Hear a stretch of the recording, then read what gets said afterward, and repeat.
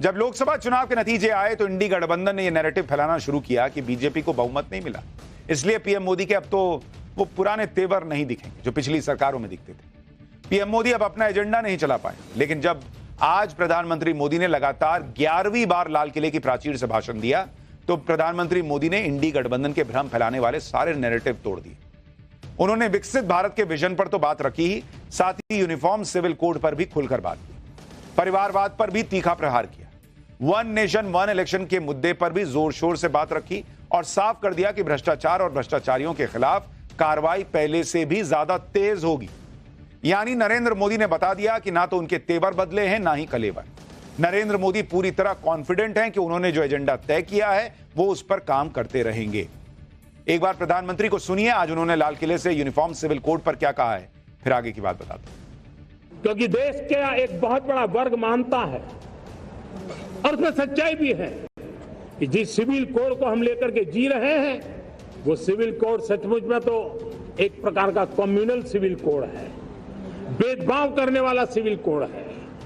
ऐसे civil code से जब संविधान के 75 वर्ष मना रहे हैं और संविधान की भावना भी जो हमें कहती है करने के लिए, देश की सुप्रीम कोर्ट भी हमें कहती है करने के लिए, और तब जो संविधान निर्माताओं का सपना था उस सपने को पूरा करना हम सबका दायित्व है।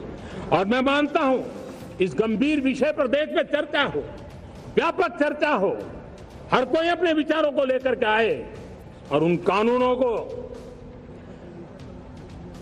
जो कानून धर्म के आधार पर देश को बांटते, जो ऊंच नीच का कारण बन जाते हैं, ऐसे कानूनों को आधुनिक समाज में कोई स्थान नहीं हो सकता है। और इसलिए मैं तो कहूंगा अब समय की मांग है कि देश में एक सेकुलर सिविल कोड हो। हमने कम्युनल सिविल कोड में 75 साल बिताए हैं, अब हमें सेक्युलर सिविल कोड की तरफ जाना होगा। यानी प्रधानमंत्री नरेंद्र मोदी ने यूनिफॉर्म सिविल कोड भी छोड़िए, यूसीसी छोड़िए, एससीसी की बात कर दी, सेक्युलर सिविल कोड। इतना ही नहीं, पीएम मोदी ने परिवारवाद को लोकतंत्र के लिए बड़ी चुनौती बताया। कहा कि लोकतंत्र की मजबूती के लिए राजनीति को परिवारवाद और जातिवाद से मुक्ति दिलाना जरूरी है। यह सब कैसे होगा, इसका भी प्लान पीएम मोदी ने आज लाल किले से भाषण देते हुए बताया। सुनिए एक बार। जब मैं देश में एक चिंता हमेशा कहता हूं, परिवारवाद, जातिवाद भारत के लोकतंत्र को बहुत नुकसान कर रहा है। देश को, राजनीति को हमें परिवारवाद और जातिवाद से मुक्ति दिलानी होगी कि हम जल्द से जल्द देश में राजनीतिक जीवन में जनप्रतिनिधि के रूप में 1 लाख ऐसे नौजवानों को आगे लाना चाहते हैं। शुरुआत में 1 लाख नौजवानों को आगे लाना चाहते हैं जिनके परिवार में किसी का भी कोई राजनीतिक बैकग्राउंड न हो। पीएम मोदी पहले भी परिवारवाद और भ्रष्टाचार के बीच स्ट्रॉन्ग कनेक्शन की बात कहते रहे, इसलिए उन्होंने आज भी स्पीच में यह साफ कर दिया कि भ्रष्टाचार के खिलाफ उन्होंने जो जंग छेड़ी है वो अब और तेज होगी। पीएम मोदी ने किसी का नाम तो नहीं लिया, लेकिन भ्रष्टाचारियों के महिमा मंडन को समाज के लिए नई और सबसे बड़ी चुनौती बताया। पीएम ने भ्रष्टाचार के खिलाफ अभियान के लिए जिस चुनौती का जिक्र किया उसके लिए हाल में हुई कुछ घटनाओं को देखना होगा। इंडी गठबंधन ने दिल्ली शराब घोटाले में जेल में बंद दिल्ली के सीएम अरविंद केजरीवाल के समर्थन में पिछले दिनों रैली की थी। इसी तरह भ्रष्टाचार के केस में फंसे अपने नेताओं को लेकर इंडी गठबंधन लगातार पीएम मोदी को निशाने पर लेने की कोशिश करता है। इसलिए पीएम मोदी ने बिना किसी का नाम लिए भ्रष्टाचारियों के महिमा मंडन की चुनौती का जिक्र किया। सुनिए।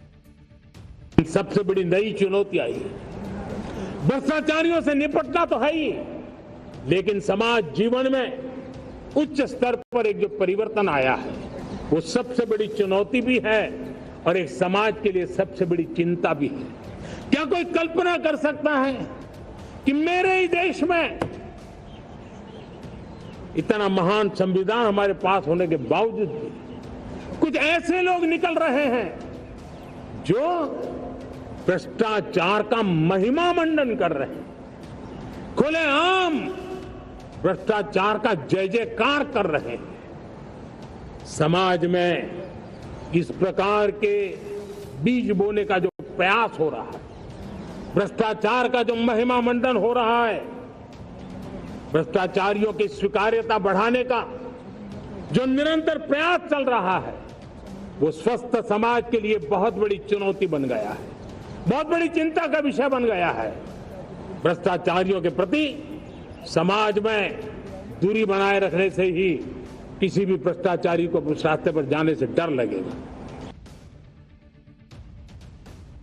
पीएम मोदी ने लाल किले से दिए भाषण में बांग्लादेश में हिंदुओं पर हो रहे हमलों की भी बात की। पीएम ने कहा कि वो चाहते हैं बांग्लादेश में हिंदुओं और दूसरे अल्पसंख्यकों की सुरक्षा सुनिश्चित की जाए। उन्होंने बांग्लादेश में हालात जल्द ही सामान्य होने की भी उम्मीद जताई। बांग्लादेश को लेकर उन्होंने क्या कहा वो भी सुनिए।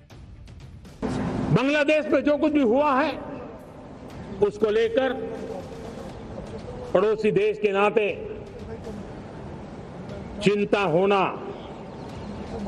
मैं इसको समझ सकता हूं। मैं आशा करता हूं कि वहां पर हालात जल्द ही सामान्य होंगे।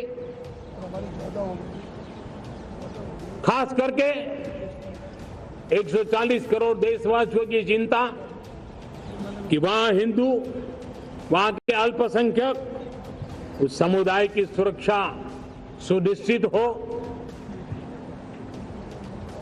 भारत हमेशा चाहता है कि हमारे पड़ोसी देश सुख और शांति के मार्ग पर चले। शांति के प्रति हमारा कमिटमेंट है, हमारे संस्कार है। हम आने वाले दिनों में बांग्लादेश की विकास यात्रा में हमेशा हमारा शुभचिंतन ही रहेगा।